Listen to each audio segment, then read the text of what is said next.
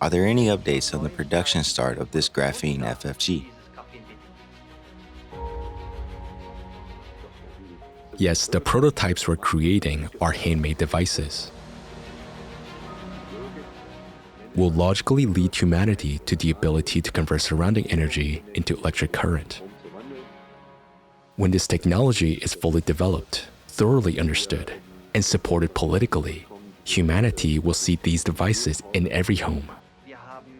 We see hurricanes destroying wind farms, hail damaging solar panels. How important is it to prioritize such FFG devices for energy harvesting that are not affected by these climate factors? These devices make it possible to achieve exactly what you mentioned earlier: autonomy, independence, and most importantly, safety. With each Powercube, with each FFG, I immediately get electricity. Considering that global energy consumption is expected to double in the next 20 years.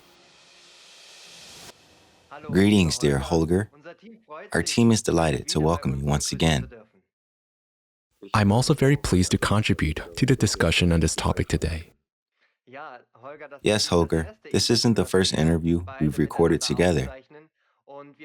We always look forward to the new opportunities to communicate with you. At the moment, our Kaleidoscope of Facts team is preparing to release the film, Fuel-Free Generators, Energy of a Free Society,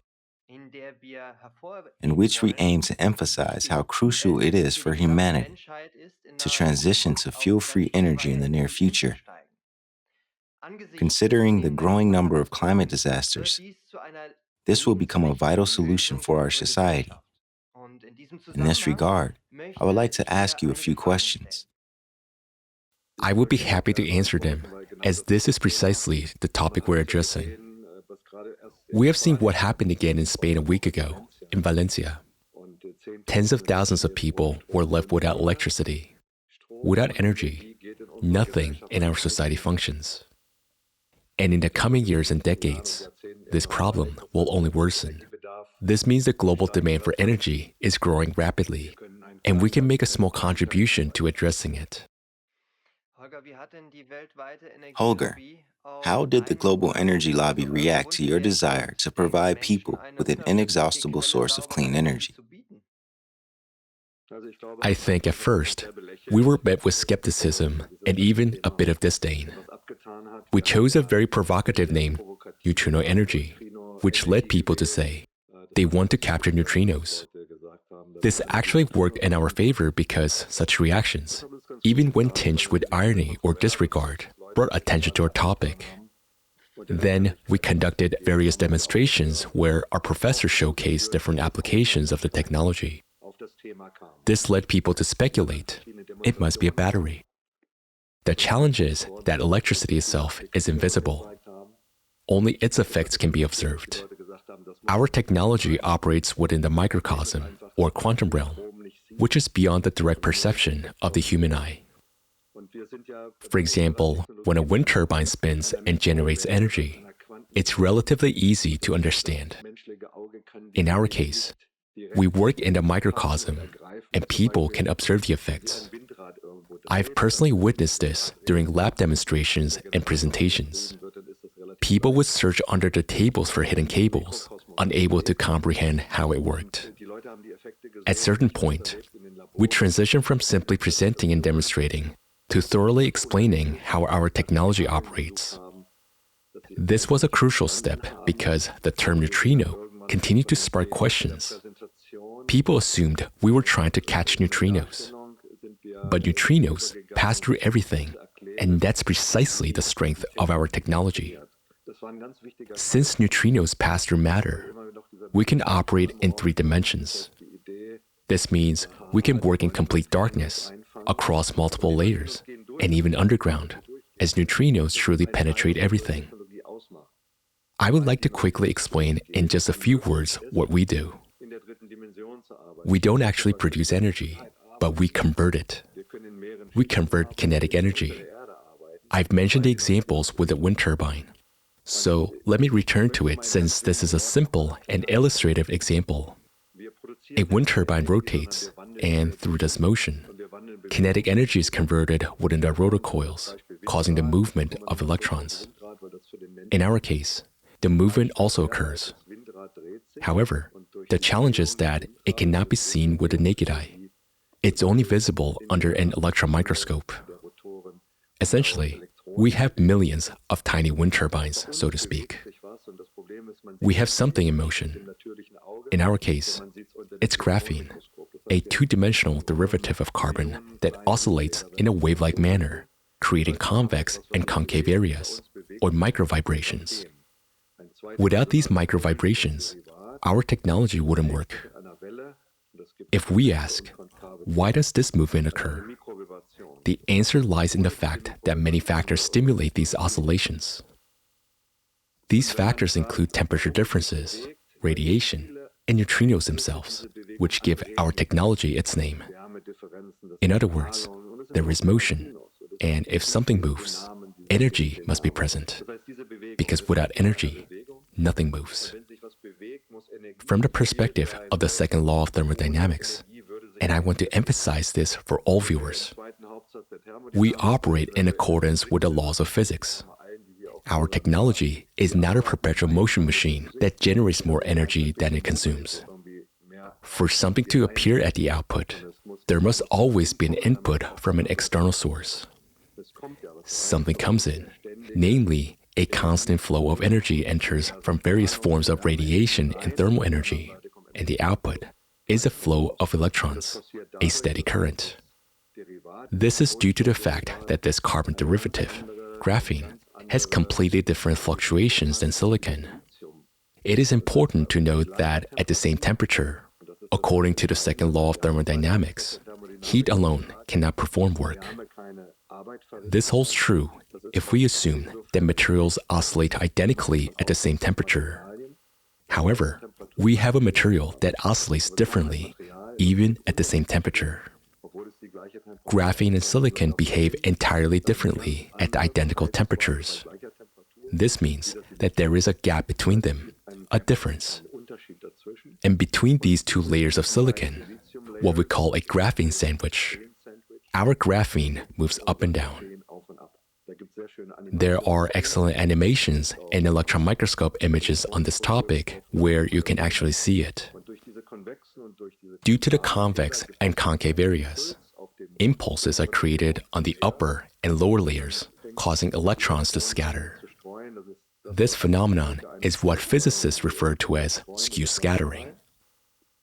Electrons scatter into the material through doping, slightly altering the material's properties and introducing a slight twist between the upper and lower layers. The electrons begin to flow in a single direction. In this way, we get a direct current. As I said earlier, this is entirely in accordance with the laws of physics and is fully explainable. It's just that it cannot be observed with the naked eye. Fortunately, today, we have excellent animations to demonstrate and measure the results. So what advantage do we have now? Everyone is familiar with solar panels and understands that they convert something. But that's a chemical process, and we have a physical process. Our technology is significantly weaker. This means we generate much less energy per unit area. However, we have major advantage. Thanks to the third dimension, we can create multi-layer structures. As mentioned earlier, neutrinos pass through everything.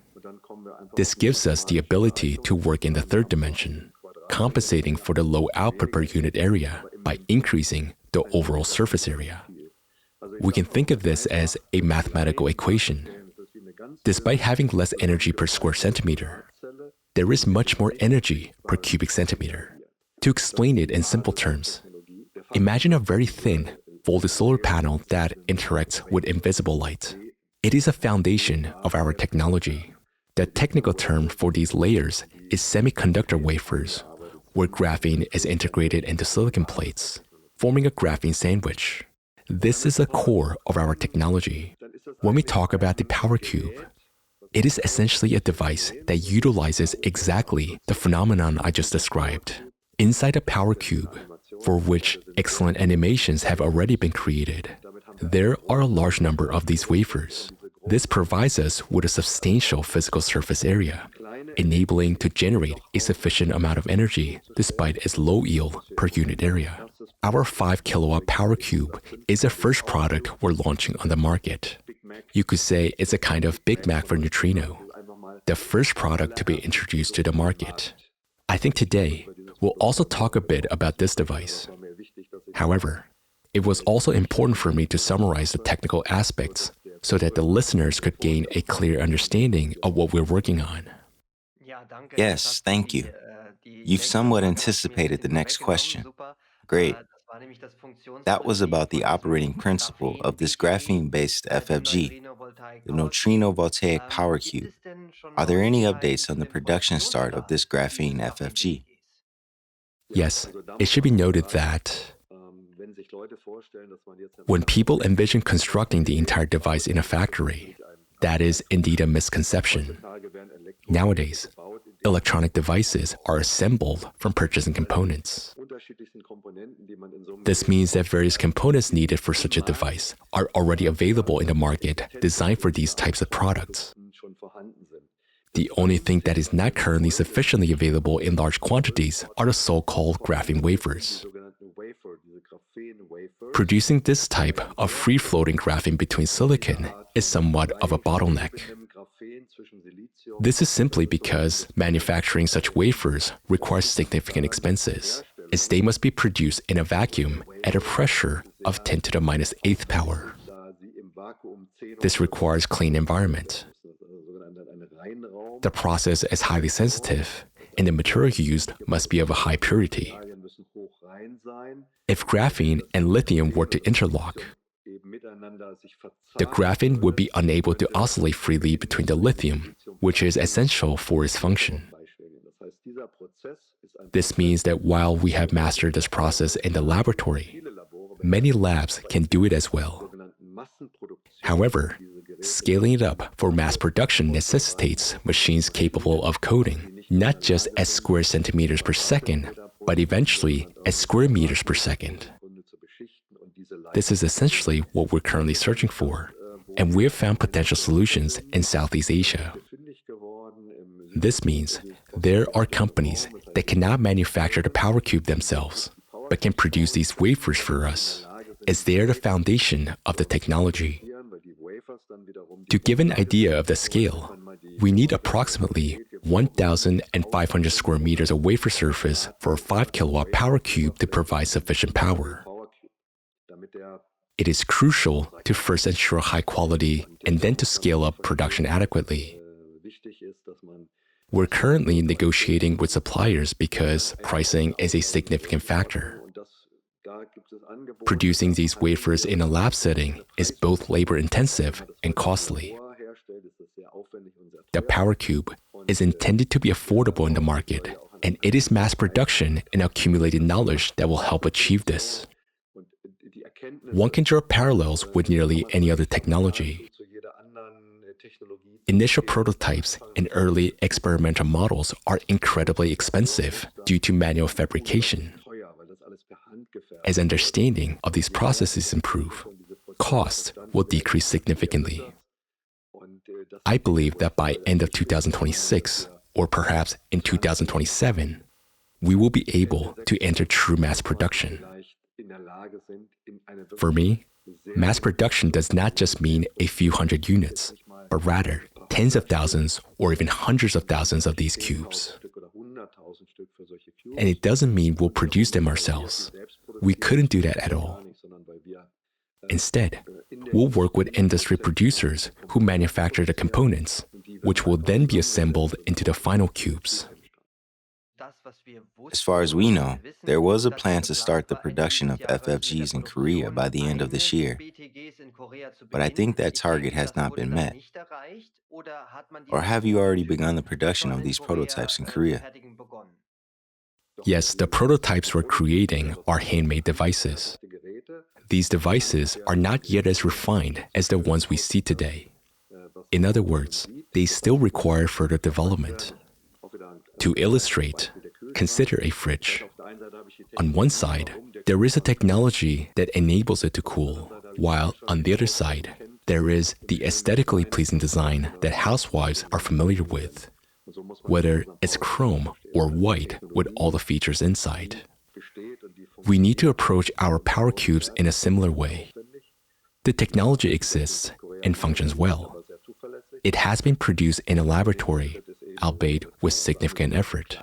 The partners we're working with in South Korea are very reliable, and the next step is to move towards what we call a small series production, which is currently being prepared for testing. However, I don't want to make any definitive statements today, as I will be traveling to South Korea later this year.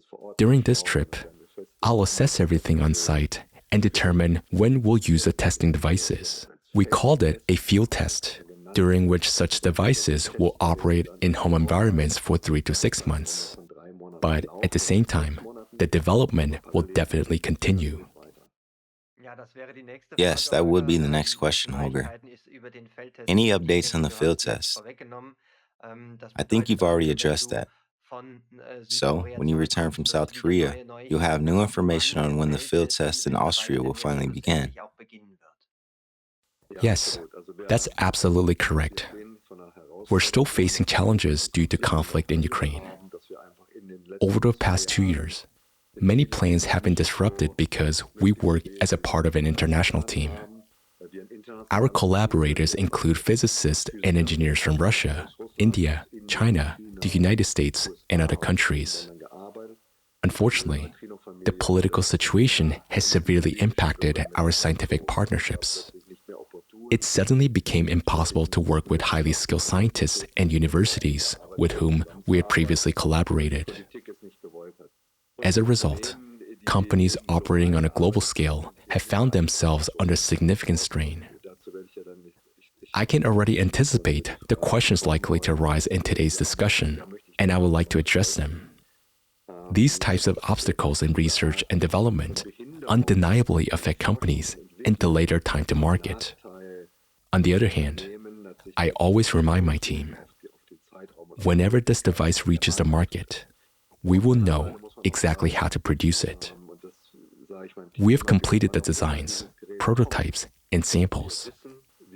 When this device is finally launched, it would deliver tangible benefits to society. I was born and raised in Germany. My father was a nuclear physicist, and my grandfather was an engineer. This background has instilled in us a clear understanding of the minimum quality standards that such devices must meet and adhere to. These devices are expected to function reliably for at least 15 to 20 years. That's why it's better to take the extra time for thorough testing and ensure quality than to rush a product to market that falls short of expectations. Patience pays off. Of course, this approach can invite criticism, but we know exactly how the process works. Investing additional time in testing now allows us to deliver something truly outstanding later. This demonstrates to me that competitors and representatives of other technologies truly understand the potential of this type of technology. Naturally, neutrino energy won't dominate the global energy market in just a few years. However, I firmly believe that recognizing the existence of technologies today capable of harvesting ambient energy, so-called energy harvesters, opens the door to transformative possibilities. Over the next 10, 20, or 30 years, these technologies could enable most electronic devices currently rely on fossil fuels to become entirely autonomous and disconnected from the grid. This transformation is a gradual process that starts small, with the first generation of devices paving the way.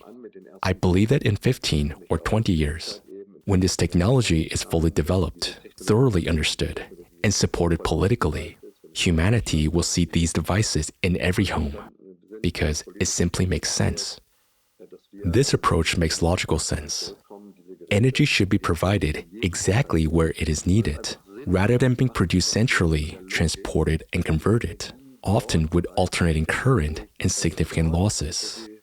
Energy should be readily available anytime and anywhere it is required. And for that, I need a raw material resource. This means that on one hand, I need a functional tool. I've mentioned this before. The functional tool is a converter, what we call Wandler in German. On the other hand, I also need a raw material resource. When it comes to fossil fuels, the raw materials are wood, oil, coal, or gas. In our case, the raw materials are ambient radiation and temperature, but this too is a raw resource. It's just available in a different form. We don't need to dig into soil to extract it. It comes from above. The most logical aspect of the system is that we're simply using a different kind of resource, made accessible by human evolution. Neanderthals and early humans began using fire to burn wood. Over time, the process evolved to include coal and gas, burned with increasing efficiency. But ultimately, these are chemical processes that release not only carbon dioxide, but also nitrogen oxides. While carbon dioxide is a critical topic for me, it's not the main focus. A critical aspect of combustion for me is the emission of nitrogen oxides and exhaust gases, which are undeniably harmful. As for carbon dioxide, I agree with scientists because there are numerous models attempting to determine whether climate change is caused by human activity or not. However, when it comes to nitrogen oxides and exhaust gases, the evidence is much more apparent. Anyone can sense it when a car passes by and you inhale those fumes. I am convinced that humanity will make tremendous progress if it can eliminate its dependence on fire for energy production. Understanding that energy surrounds us and the space around us, and can be harnessed using harvesting technologies such as extracting energy from the environment, including neutrinos, confirms its compliance with the second law of thermodynamics and other physical laws. We convert measurable energy into measurable electrical current, which is crucial for dispelling any doubts from critics. This is a key point. By studying the operating principles and blueprints, one can undoubtedly criticize our devices at the initial stage of development. It is likely that they will continue to be refined over several months or even years. Once you understand the operating principle, it becomes clear that there is no turning back for this technology. It's based on the logic of the radiation that surrounds us, and it is evident that this resource can meet the global energy demands. Of course, I need equipment to convert these resources into energy.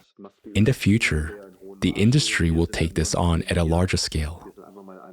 We're merely pioneers, among the first to do this. After all, the first car wasn't a mass-produced model either, and it wasn't yet the Golf or Mercedes we know today. It was just the first demonstration model, the first attempt to show how it works. It's important to understand the evolution of technology and how it will develop in the coming years. I can already see our engineers and technicians performing calculations and creating models. A major advantage is that we can use supercomputers and artificial intelligence for these tasks. This makes it possible to assert this type of energy, regardless of whether it's our device or another with even greater efficiency, will logically lead humanity to the ability to convert surrounding energy into electric current. This is a solution to today's problems that arose within the previous system. However, this is not a task that can be solved in 3 or 5 years. That is completely unrealistic. Considering the terawatts energy consumed by the Earth and the electrical devices developed over the decades or even centuries, including energy grids, it is clear that this is a project for several decades. We're offering a solution. Our goal is not to manufacture products for the entire world, but to provide a solution that will be adopted by industry and supported by policy to create long-term opportunities that will serve humanity for the next 10, 20, 30, or even 50 years. Yes, thank you, Holger. You've already mentioned that. Now, I'd like to share with our viewers. We've been in touch for a long time.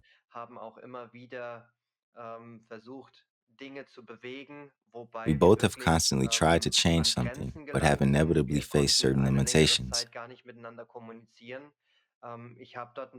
For a long time, we couldn't even communicate. I know a little about what happened there, and I want our viewers to understand that it's not so simple to introduce this technology to people. What difficulties did you constantly face in the past? There were several difficulties. In the beginning, we were ridiculed. We didn't have a fully developed power cube. We started with a small lab sample of the technology, just a few centimeters in size. These samples demonstrated certain results, and I, being full of enthusiasm at that time, eagerly shared them, calculating through theory and mathematics that it would be enough. After that, I found my first company and started speaking publicly quite early on. At that time, neutrinos were called ghost particles, considered massless and incapable of interaction. Space was thought to be empty. There was nothing around us, and indeed, we didn't see anything. And where there is nothing, nothing can come from it. This brings us back to the idea of a perpetual motion machine, where, as we know, it's impossible to extract more energy from closed system than was put into it. However, neutrinos helped us not because we catch them, but because they allow us to clearly determine the energy potential of the surrounding space. This means that if we have a particle with a mass that is very small and has an energy of 0.8 electron volts per particle, there are 60 billion of these particles. We can determine the energy per square centimeter of the surrounding environment. And this is actually only solar neutrinos. Other particles are added to this. In other words, this is primarily a physical and technical determination of the energy of the surrounding environment. Because many people ask, where does the energy come from? The energy comes from the spectrum of radiation around us. This has been established and confirmed by scientific research. The second challenging aspect was the creation of the converter. The first converter was just a small piece of foil. This led to the claim that we catch neutrinos using foil. Then some professors came forward, claiming that neutrinos cannot be captured, that it's very difficult and requires large water reservoirs. But there were indeed people who tried to capture neutrinos in large experiments like Super Kamiokande. However, this is not what we do. We give neutrinos an impulse, like a small ping pong ball giving a slight push to a bowling pin. The exact term for this is nuclear scattering. After that, the neutrino simply continues on its path, which is completely normal. But the name neutrino itself sparks criticism. I remember when we first started talking about neutrino energy, and 2 or 3 professors were brought in who quite seriously stated that neutrinos cannot be captured. And if someone uses some kind of metal, it's impossible. That doesn't work. No one asked, what's exactly happening with this metal? Why does it work? What system is behind it? We truly face challenges trying to get out of this absurd situation. Fortunately, the Nobel Prize in Physics was later awarded, and the mass properties of neutrinos became recognized as significant. I want to express my gratitude to the fundamental physicists who, although not directly connected to our technology, nonetheless proved the existence of these properties. That was crucial because everything must comply with the second law of thermodynamics. We need energy, and its existence is confirmed by the postulate and precise definition of neutrinos. We know that this form of energy and its quantity truly exist. The next step was a study of the so-called non-standard model interactions. The first universities began to prove that neutrinos do indeed interact with mass. And this was important because, in this way, we at least gained the right to use the term neutrino. I mean, neutrino is a trademark. Let's imagine coffee. If I say that coffee is water, Of course, I want there to be at least a little bit of coffee in my coffee. Yes, there is a lot of water, and a chemist might say, there's too much H2O in your coffee, but it's still called coffee. This is a good example to understand why our energy is called neutrino energy, because neutrinos do interact, and part of the energy obtained through nuclear scattering comes from neutrinos. This is very important. At the time, when we started working on this topic, we were bombarded with denunciations, many of which were absurd. Numerous of lawsuits were filed, and our case became something of an entertainment for the judicial system. Now, I talk about it with a smile because all of the cases were closed without exception. The prosecution not only dismissed them, but also based their decisions on our explanations, acknowledging that now they understood the situation. What we're doing is absolutely legal. We're trying to develop this technology. We have the scientific foundation, patents, trademarks, and we have invested capital. Primarily, this was my personal and family capital, and at some point, we began raising funds through private placements. We asked people who understood our idea to support us because this is really expensive. However, shortly after this, rumors started circulating that we were allegedly involved in financial operations and criminal lawsuits began to be filed against us. Then for years, we had to deal with criminal cases. After that, international work began. The charges were dropped, and major partners and investors with large capital came in. But the problems didn't stop there. Then we were accused of money laundering, which led to funds being frozen or delayed due to our collaboration with scientists from countries that aren't considered part of the right circle. And we had to overcome all these difficulties while continuing our research and development. Even today, at the beginning of November, I can say that a significant portion of our funds is still frozen here in the Western countries because we worked for a long time with Eastern European physicists, engineers, and institutes in Russia, who, by the way, are the leaders in the development of carbon derivatives. It was a time when all of Western Europe was working with Russia. I would say that all of Germany was buying oil and gas from Russia. And then suddenly, the war broke out. Many companies, including ours, suffered greatly. If you look in the press, I also published explanations stating that this is not about hundreds of thousands or millions. We're talking about billions of euros that are artificially being withheld from our group of companies, even though they belong to us, are on our balance sheets, and were earned through licensees and shares.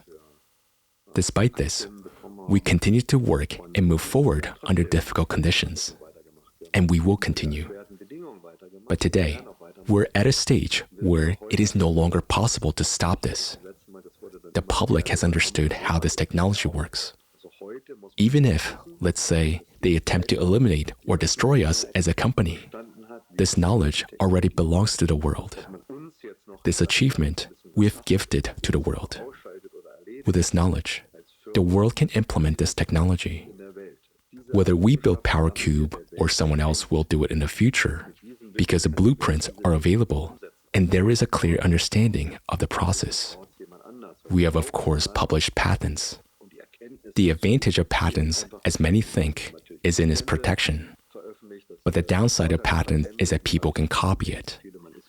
And of course, not everyone who copies will pay royalties for the patents. We understand that our knowledge is already serving as a foundation for others to work with. And that's exactly why patents exist. To disclose this knowledge and encourage others to make new discoveries based on it. This is the purpose of patents, to inspire people and protect knowledge. A patent, of course, is always relevant only at the moment the knowledge is acquired. And with the constant expansion of patents, this knowledge will evolve.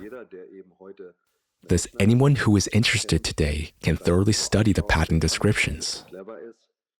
If a person is clever enough, they will be able to make use of our knowledge we have developed over decades with great effort, love, and significant investment. However, we accept this because we believe it is our duty to society to share this knowledge. Thank you for all the information. This will allow people to understand the challenges faced by such valuable technologies. Holger, I also think it's important to discuss your perspective on the role of technologies like FFG, not just neutrinovoltaics, but all energy harvesting devices that use invisible radiation in solving climate problems and supporting affected countries. Earlier, you mentioned Spain. How important is this technology for humanity? In my opinion, in Central Europe and the USA, we live within a highly developed and complex energy system, which has become the norm for most people. Every home is equipped with numerous devices, such as televisions and refrigerators. All of this developed gradually. However, there are still many countries in the world, especially in Africa, where people still face serious energy supply problems. Many people have no access to electricity at all, which automatically deprives them of opportunities for education and economic growth. This is a huge problem. Considering that global energy consumption is expected to double in the next 20 years, it is crucial to develop new technologies that can meet these needs. Clearly, a few devices like FFGs, fuel-free generators, or power cubes will not solve the problem, even if there are millions of them. It's about transferring knowledge to humanity so that we're not limited to creating devices with power of 5 kilowatts, but instead develop of smaller sizes. These could be integrated into any electronic device, including mobile phones. For this, integrated electronics will be needed to convert energy, such as the heat from the hand, ambient heat, or available radiation. If I no longer have to charge this small electronic device, it's already an energy saving because I'm no longer drawing power from the grid, which was previously generated using fossil fuels. If we scale this up to millions or even billions of devices, each consuming between 1 and 10 watts, this could amount to terawatts of energy that can be saved. Thus, if devices begin harvesting energy from the surrounding environment, they no longer need to be charged from the grid. There are various models for how many years or decades this process will take. But personally, I believe that in 30 to 40 years, we'll both be sitting somewhere in rocking chairs. However, I would say that the entire energy transformation process will take at least 30 to 50 years. But in 30 to 50 years, society will likely be entirely based on so-called harvesting technologies because everything else will no longer be necessary. We understand that there is enough energy. It just requires a little more refinement of the technology and making it attractive to people. We should start with the first devices and prove people that it works. Politics should facilitate the integration of these technologies into practice. And then based on logic, I think everything will develop gradually. After all, the main advantage of this resource is that it doesn't need to be extracted. It doesn't require significant costs. It doesn't produce pollutants when burned. It's free. It's always available. I don't like the term free energy because the concept of free is also defined by the second law of thermodynamics. On the other hand, the concept of free energy is often associated with sources like solar energy or wind, which can also be considered as free energy if viewed from that perspective. But to use it, devices are needed. Nevertheless, such energy is much more accessible than anything we know, and therefore cheaper. And if I don't need to extract raw materials like oil and gas, then naturally, I shouldn't have to pay for them. However, electricity will not be free, although its price will decrease if technologies like Powercube are used. Nevertheless, governments will likely impose a tax on the use of ambient energy. pay a tax, even if you take energy from the air. This is truly a business model that cannot be ignored. Governments around the world are funded by energy. Energy is a market. Energy is a business. One cannot be so naive as to think that humanity will simply receive a device as a gift. These devices will certainly be taxed someday. They may even have a meter installed, and someone will say, "This is how much energy you have received from the environment." But it will still be more beneficial than burning fossil resources and emitting pollutants. When people understand this, then this technology will have a chance. That's why the term free energy is important. Many hope that electricity will be free. No, it would just have a much lower cost. And its impact on society, nature, and environment will be much smaller. All I can say is that these processes need to be stated as soon as possible.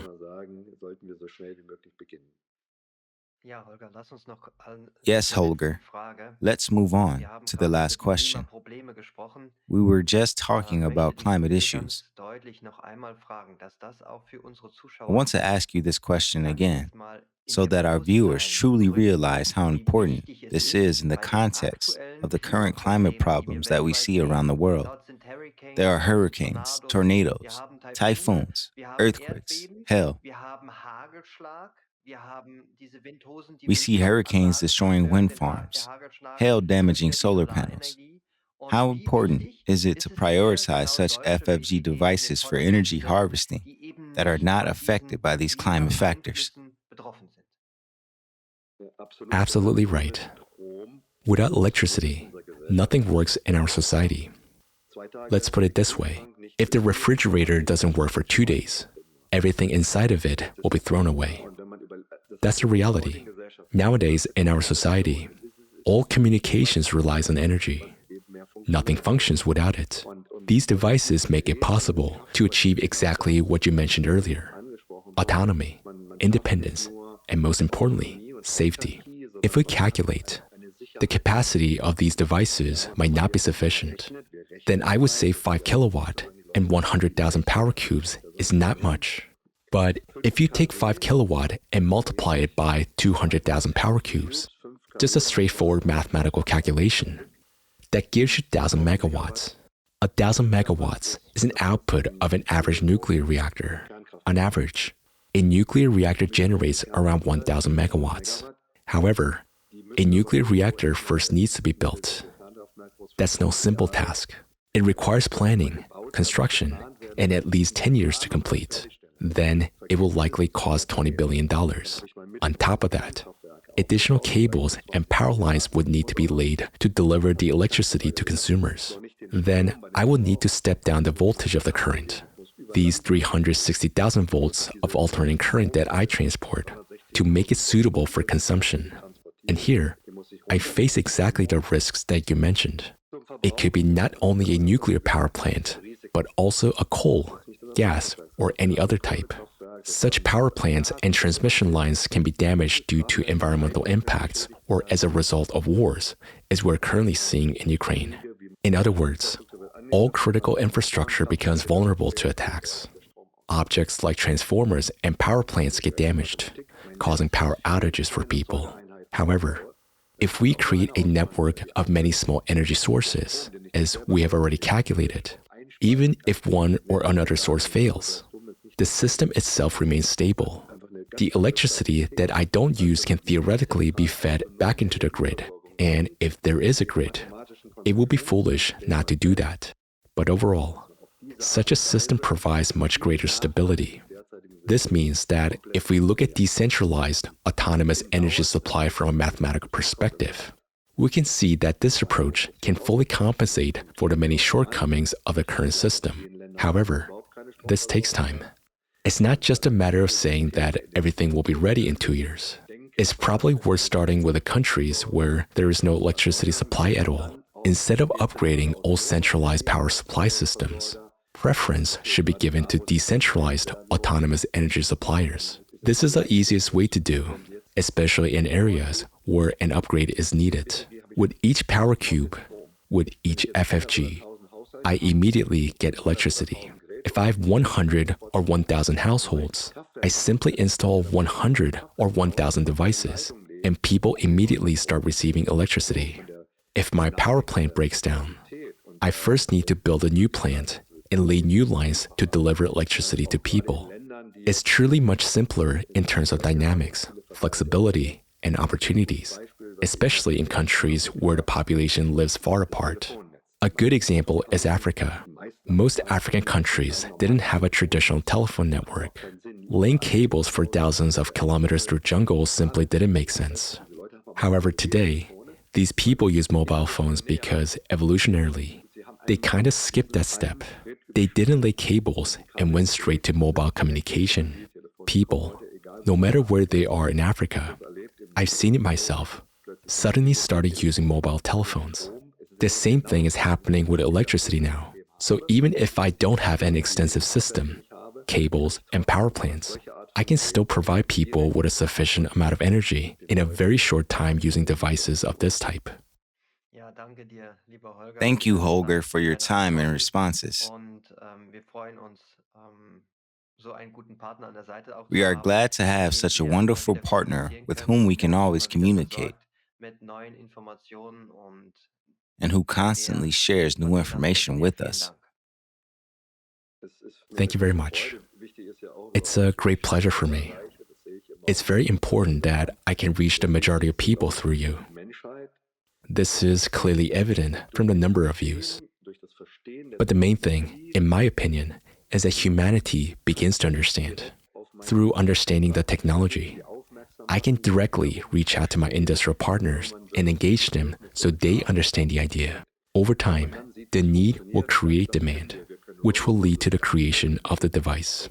We can show how it works and become a role model, but we cannot cover the world's energy demand with just our power cubes.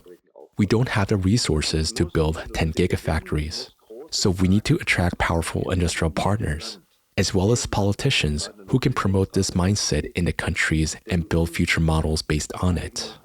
When we reach the point where we train young specialists, bring knowledge to people who will then pass it on and further develop it, this will be our great achievement.